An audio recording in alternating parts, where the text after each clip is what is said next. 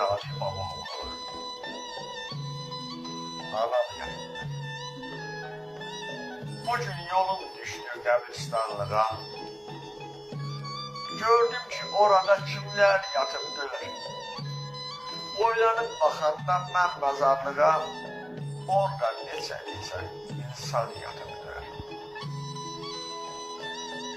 Diqqətlə mən baxım məzar daşına, gözlərim sataşdı ömür yaşına. Boğuldum ay Allah mən göz yaşıma, 20 yaşında cavan yatıbdır. Məzarlıq başıma çöktü bir anlıq, birdən gözlərimə çöktü qaranlıq, keçdi gözlərimdən bir an cavanlıq, orada neçə cavan yatıbdır.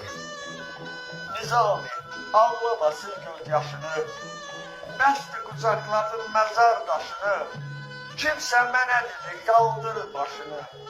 Gördüm bu məzarda anam yatıbdır, gördüm bu məzarda anam yatıbdır.